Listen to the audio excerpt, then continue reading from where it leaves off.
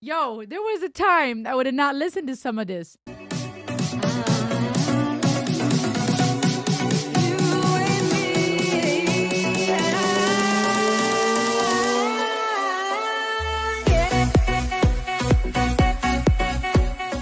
What's up, everybody? Time to check out a band called The Architects. Are you ready? Go check this band out. Go check out their YouTube channel, subscribe, and here we go.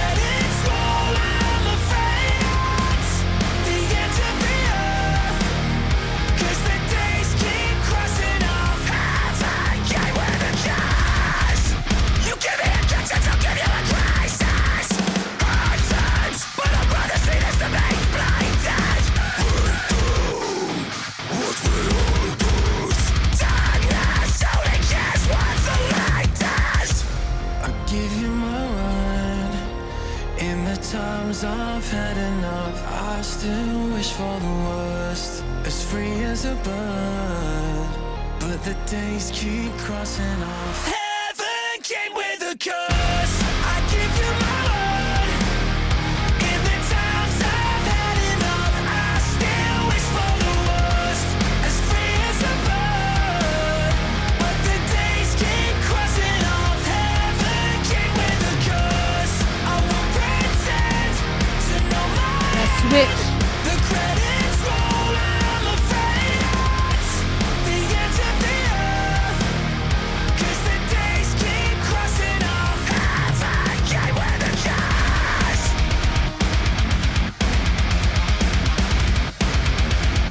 Heaven came with a curse. Wee. Okay. Tell me how you really feel. Boy, oh boy, oh boy. Wow. That was dope. Yo, there was a time I would have not listened to some of this. Like I've said it before, I like some good rock, but metal was never really my world. And I'm just turning into a metalhead more and more thanks to you guys. That was fire. Okay. What impresses me most about metal bands, several things. The way that the drummer and the guitar are switching in flow and in rhythm and beat is nuts. And that shredding and the da da da da da da da, I can't even do it. Da da da da da. I can't even how fast they transition and switch, and then he switches the beat again and goes back to that previous flow. The vocalist from screaming to that melodic hook, which was super catchy, to then screaming to that drop. What was it, an octave or two or five? And there's that deep, low vocal range. That was crazy. And it sounded so evil, right? Like back in the day, I would have just deemed it evil. Oh, this is evil. Now I'm more so impressed by the ability to do that with your throat. That he can go from screaming to then singing and screaming that low to then just going back to singing with that beautiful rasp and that crazy range and that that raspy texture. Amazing vocalist. Guitars, drums, all of them just working together. Bass. This is a fiery track. And I love that hook. La da la da da da da. It just kept coming back. Well, not in that note, not in that key. Kept coming back to that. The lyrics are interesting. I sold myself on paradise, but I'm giving up on that ghost because it keeps me from counting the cost. Counting the cost to me is a reference. I don't know if that's what they meant, but it makes me think of a scriptural reference in the Christian Bible that speaks of that you have to count the cost if you want to follow Jesus. And so since it's talking about paradise here and counting the cost, it makes me wonder if that's a little bit of a religious reference. And then speaking of, I'm giving up on that ghost, as in, I don't believe in that anymore.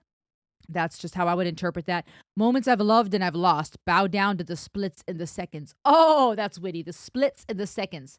Those two words with S, that alliteration. But bow down to the splits in the seconds. Often things happen within a split of a second, right? So quick.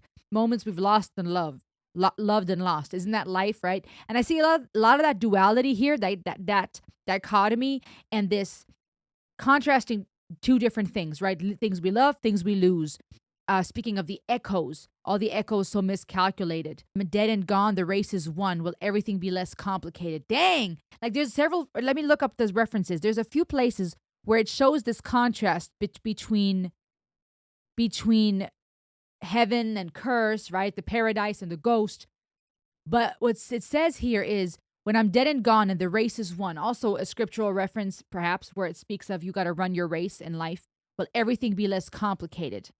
I give you my word, in the times I've had enough, I still wish for the worst. This is interesting. What I interpret that as is, I promise you, I give you my word, right? In the times I've had enough, when I'm completely fed up and I don't want to keep going, I still wish for the worst. Meaning, even though things are so hard, I'd rather give up. I've had enough. I still would rather be alive with the worst of what life has to offer than not exist and not be alive anymore, perhaps. And I've heard that said before, where someone said, what was it?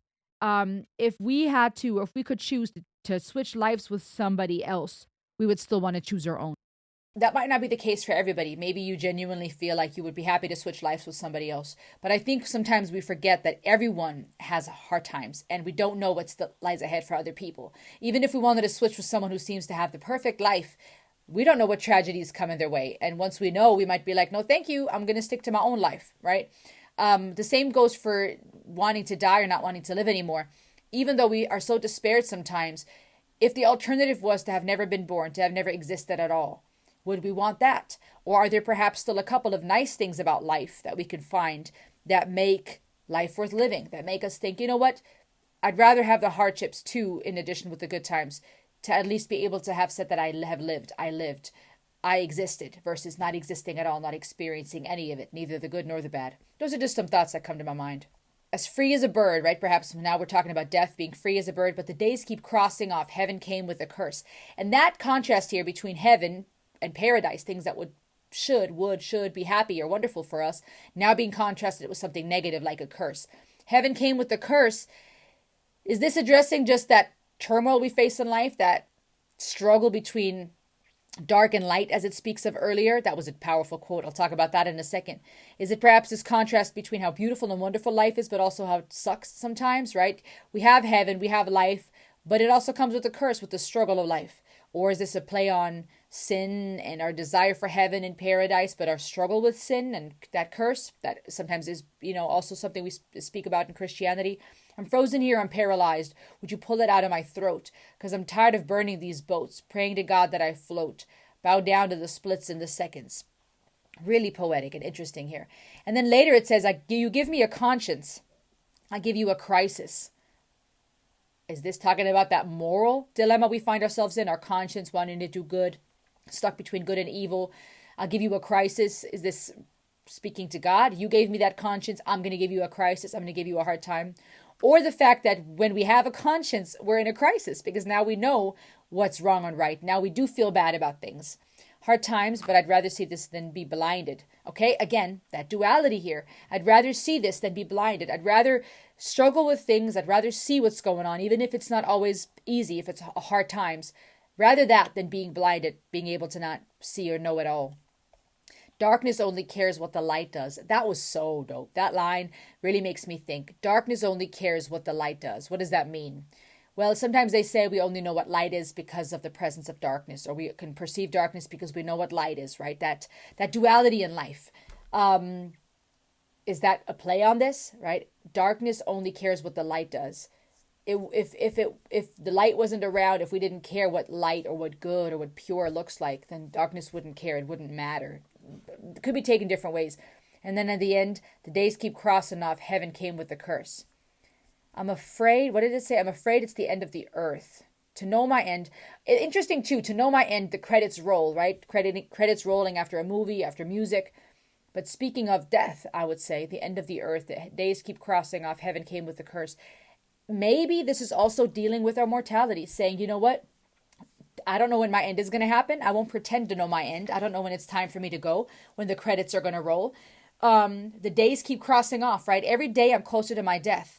Heaven, the place that we hope to go when we die, came with a curse, which is maybe the fact that I have to go there to begin with, that I can't live forever, that I have to die, that I have to deal with the hardships of life. It could be taken different ways. Really, an existential song dealing with death and life and our mortality and our existential fears.